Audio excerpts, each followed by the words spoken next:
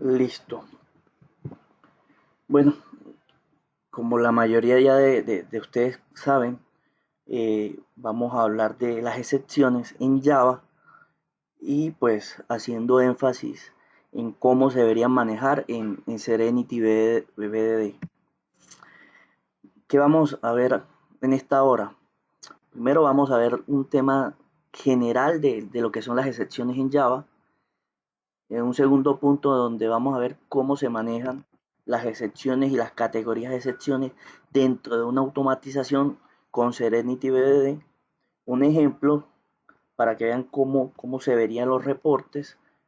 Y por último, espero que quede un tiempo pues para hacer un pequeño conversatorio y resolver algunas dudas que tengamos acerca del tema. Empecemos con las generalidades. Primero que todo, ¿qué es una excepción?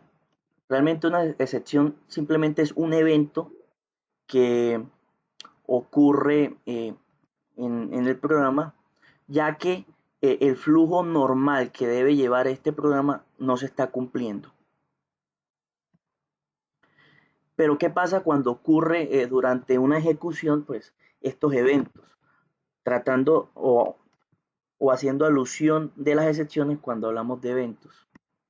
Lo primero que ocurre es que se lanza una excepción. ¿Qué es esto?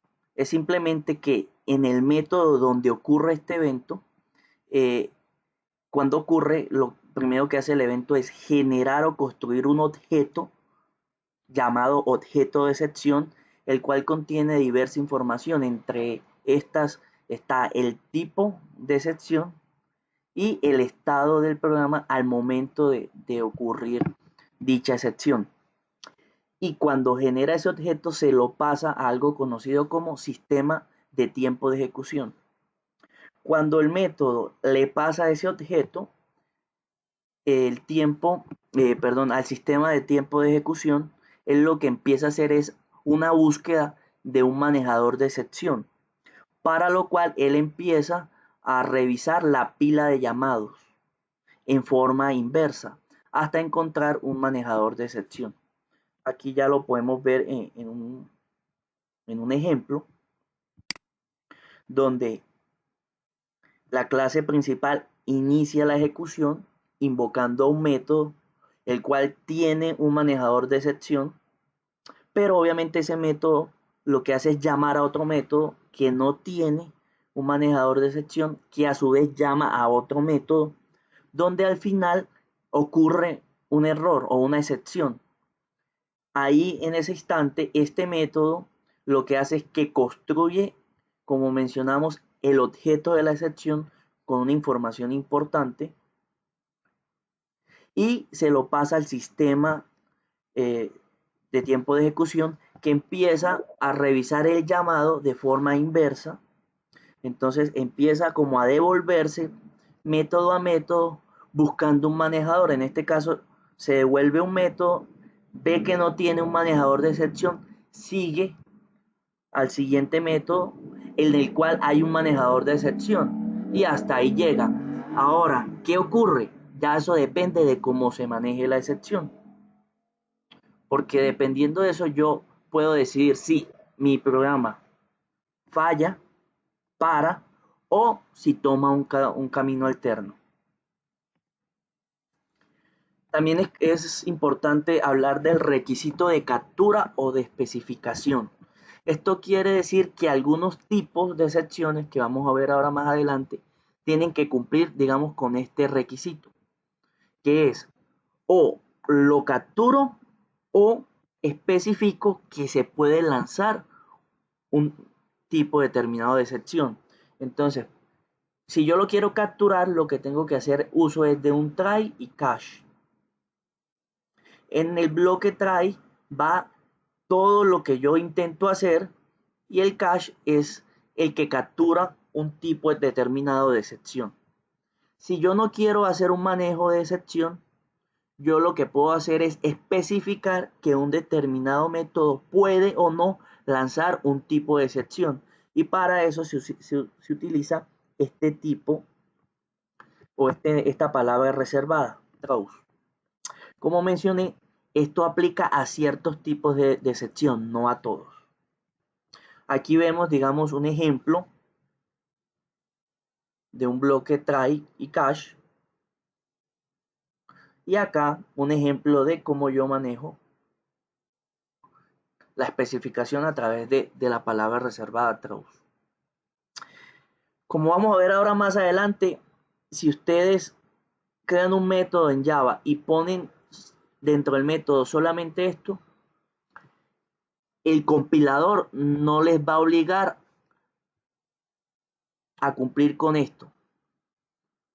Porque Arithmetic Exception, adelantándome un poco, es de un tipo de excepción que no está obligado a cumplir con esto.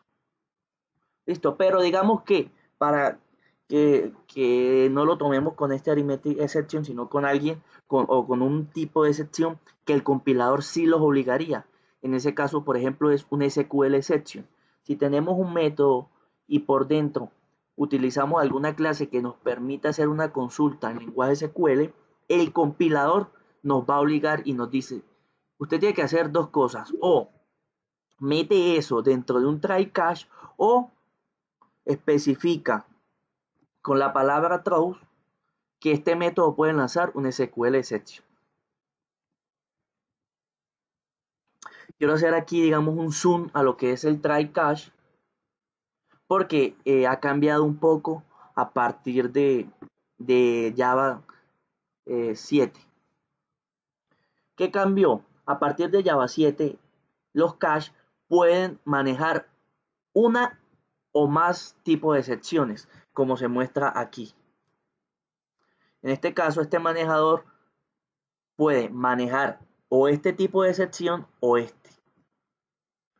Y bueno, el try catch tiene un bloque que es opcional, que es el final, que ahí es donde uno pone código que se ejecuta al final de que se termine la ejecución del programa, haya o no una excepción. Esto se utilizaba mucho cuando uno trabaja, digamos, con archivos. Uno abría el archivo, trabaja con el archivo, ocurriera o no ocurriera un error al manipular el archivo, ese archivo tenía que cerrarlo acá.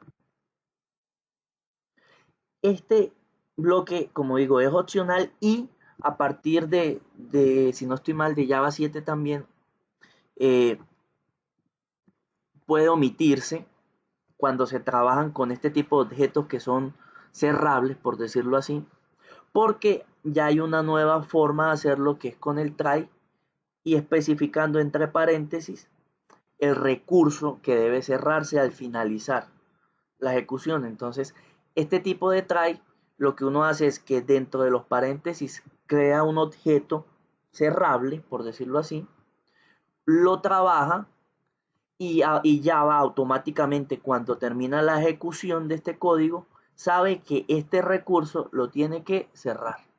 Eso es como cultura general, por decirlo así, para que si vemos algo por el estilo, sepamos que se puede hacer. Y bueno, miremos las categorías básicas de secciones o los tipos de secciones que hay dentro de Java. Son tres. Uno que son las excepciones chequeables, que son las excepciones.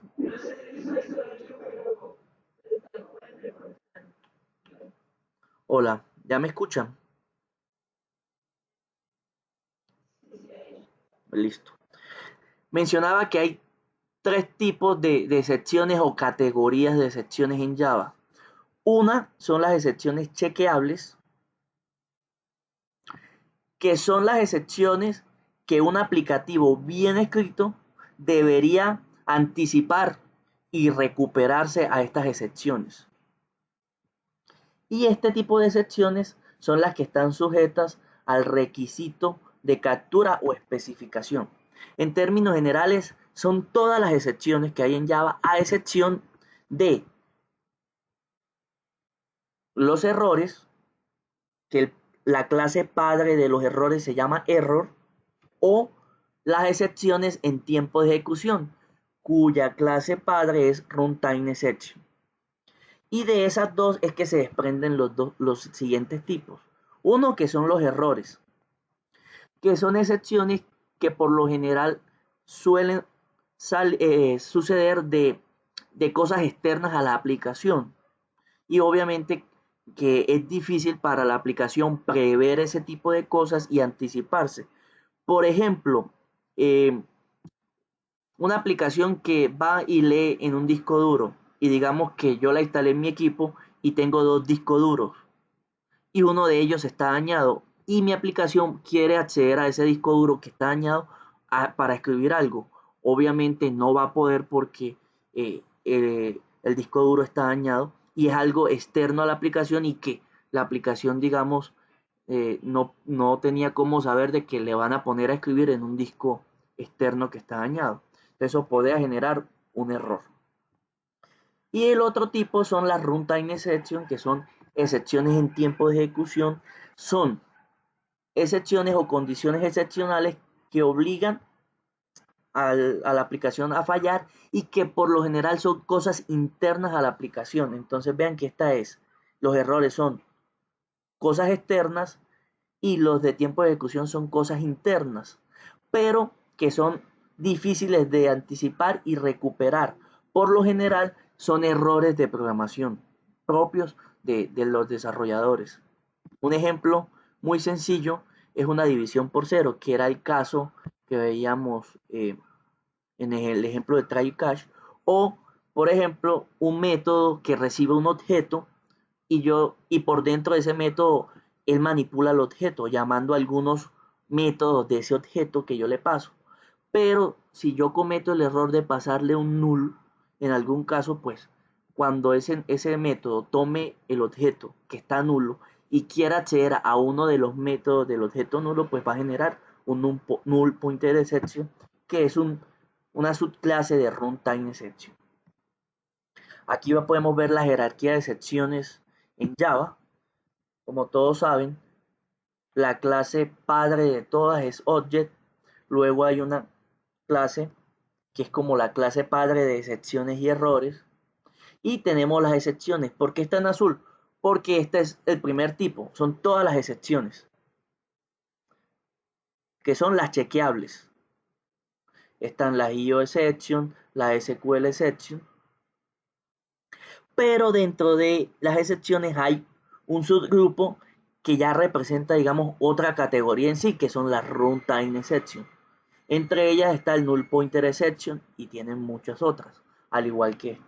Y la última categoría son los errores, donde está assertion error, que está en naranja porque hace parte de lo que vamos a mirar ahora cuando pasemos a la parte de automatización y que los que traen en automatización principalmente con Serenity BDD deben estar como muy familiarizados.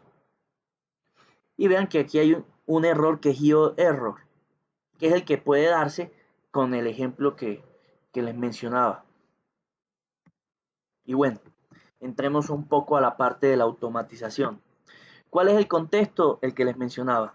Excepciones que ocurren al momento de hacer una automatización de pruebas funcionales usando la librería Serenity BDD. Una premisa que tenemos que tener muy claro es que es de vital importancia conocer el punto exacto donde ha ocurrido una excepción para obtener un feedback efectivo de cara a la automatización. ¿Por qué lo pongo como premisa? Porque es uno de los errores que ocurren habitualmente cuando se construyen automatizaciones y dicen hay que manejar los errores. Entonces lo que hacen es empezar a poner try catch, pero como se dieron cuenta un try catch obviamente tiene un cache que es el manejador de una excepción. Y a veces ponen el try catch y en el manejador de excepciones no ponen nada, por ejemplo. Entonces, ¿qué ocurre? Adelantándome un poco, ocurre que hay un fallo en el punto A, él empieza a devolver los llamados, llega a un punto determinado donde está el manejador y el manejador lo que le dice es siga, yo no voy a hacer nada, siga. Entonces termina la la automatización de ejecutarse y puede dar falsos positivos, que llamo yo, es decir, que dice, hey, la prueba quedó ok. Y uno se va tranquilo, pero quedó ok fue porque hubo un manejador de excepción que capturó un error y no hizo nada. como no hizo nada, terminó bien y al final terminamos dando por bien algo que estaba mal. Pero adelantémonos un poco. Entonces, información clave en cuanto a Serenity BD es que tenemos una capa dentro de los proyectos que se llama exception o exceptions, ya depende de cómo lo quiera manejar la persona que creó el proyecto, donde van nuestras excepciones, o sea, las excepciones o las clases, ya que extendemos, ya sea de una excepción o de un error, que nosotros creamos propiamente para el proyecto. Hay una convención de nombre que va muy de la mano con, o hace parte de la convención de nombres en Java, que es tener el nombre de la excepción con el sufijo de exception o de error, dependiendo de a qué extienda. Si yo extiendo una excepción, pues le pongo exception. Si yo extiendo de un error, le pongo error. Por ejemplo, búsqueda de usuario, exception. Búsqueda de usuario, error. Algo por el estilo podría ser. Y hay que tener en cuenta que dentro de Serenity, para ayudarnos al manejo de excepciones, tiene unas categorías. Hagámosle un zoom a esas categorías. Son tres. Una son las fallas, que indican que la aplicación no se está comportando como se espera. Es decir, que las fallas son las que nos indican que la aplicación que nosotros estamos probando tiene algo mal. Y por lo general son todas esas excepciones o errores que extienden de assertion error o que nosotros marcamos en el Serenity Property como fallas a través de esta clave. Ponemos dentro del Serenity Property serenity.file.on igual y ponemos tanto el paquete como el nombre de la clase. Si son varias, las separo por coma. Este tipo o esta categoría de excepciones en Serenity BDD se ven de color rojo en el reporte. En el ejemplo lo vamos a ver. Tenemos los errores. Los errores nos indican es que hubo o un posible error en cuanto a la implementación del test, es decir, que nosotros al codificar o al construir el proyecto de automatización pudimos cometer algún error que hace que falle. Normalmente son excepciones que tienen que estar o que son involucradas con el WebDriver. Y en el reporte salen de color naranja. Y por último tenemos las excepciones comprometidas, que suelen estar relacionadas con la estabilidad del ambiente o algo que va más allá, que no tiene que ver ni con la aplicación en sí o como nosotros construimos la automatización. Entonces, por eso es que suele referirse al ambiente. Y para que aparezca una excepción comprometida, nosotros tenemos que registrar qué tipos de excepciones para nosotros son comprometidas. Y van de la misma forma o de forma similar como las fallas cuando las registramos en el Serenity Property. Ahí lo que cambia es la clave porque no se utiliza el file sino el de compromiso. Y ocurre igual, va el paquete, el nombre de la excepción y si son varios separados por coma. En el reporte aparece de color púrpura. Y pues aquí vemos también la misma jerarquía que veíamos ahora, pero digamos eh, donde estaría cada una de las categorías. Los fallos, por lo general, son todas las excepciones o los errores que extienden de assertion error. Pero como les mencioné, yo podría decir que este IO exception también es una falla.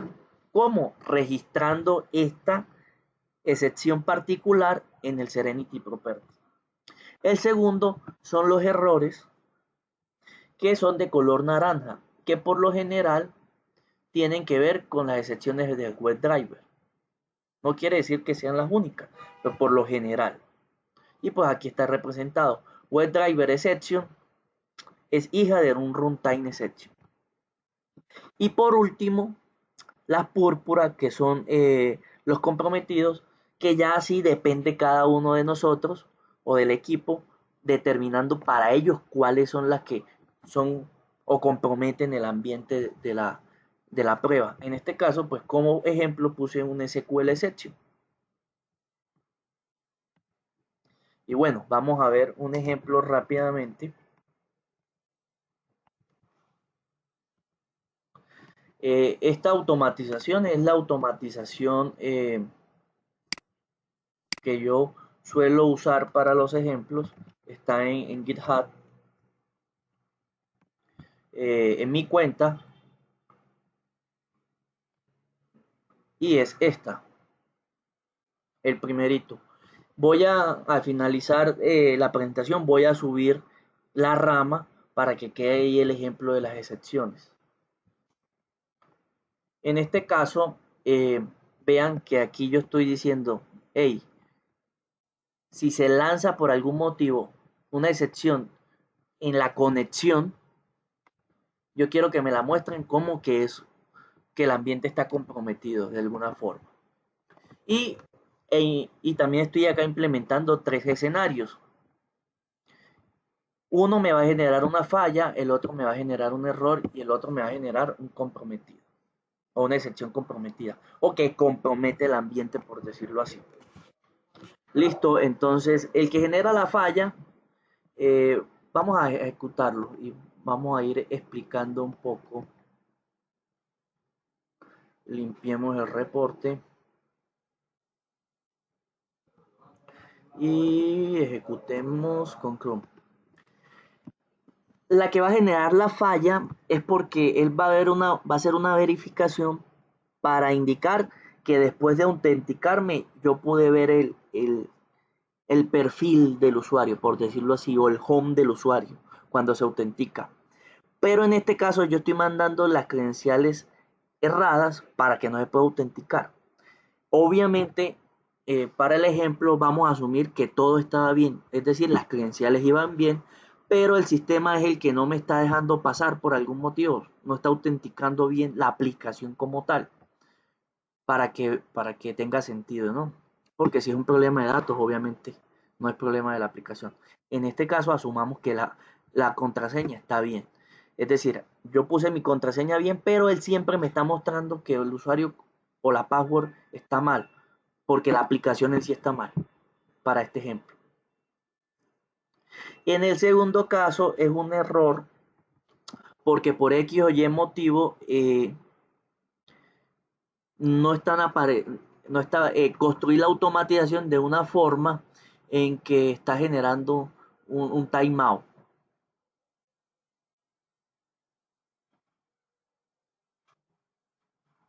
Igual yo puedo estar de alguna forma moviendo una excepción de una categoría a otra.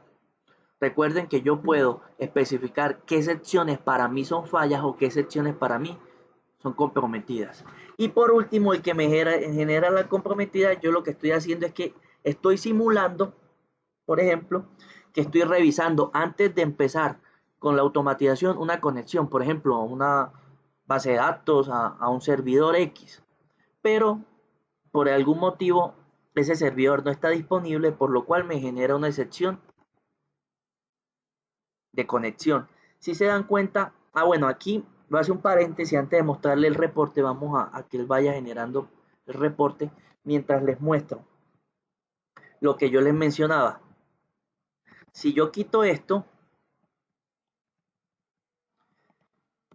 como connect exception es un tipo de excepción chequeable, vean que el de una el compilador me dice, hey, tú vas aquí se puede lanzar una excepción de conexión. Tú tienes que hacer dos cosas. O lo encierras con un try un cache, que es el manejador, o adviertes que puede generar una excepción. En este caso, yo le digo advierta y nada más. Y bueno, veamos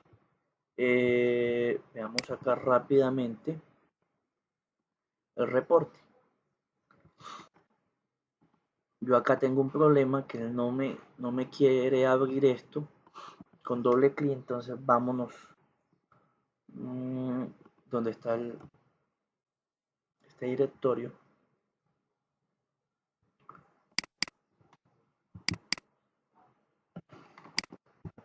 y abrimos directamente el index.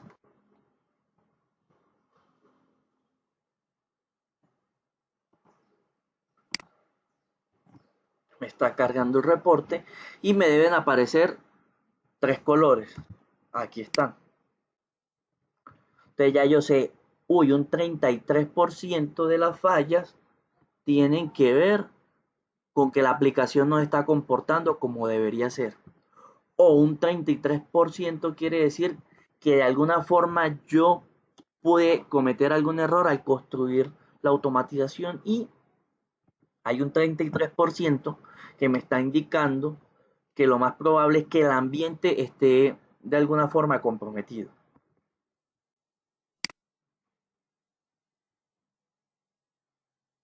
Que aparece el feature, los colores, no pasó ninguno.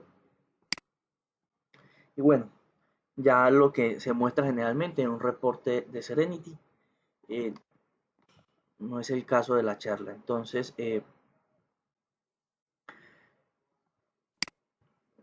eso era todo, muchachos. En cuanto a las excepciones, entonces aprovechemos que tenemos unos 20 minutos para resolver dudas en caso de que las haya. En caso de que no, pues dar por finalizado la charla.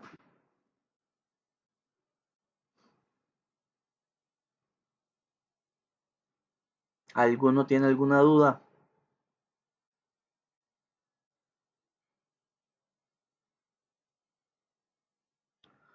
Bueno, como no hay dudas o preguntas, bueno, doy por cerrado la charla. Espero les haya gustado y nada, gracias a ustedes por participar.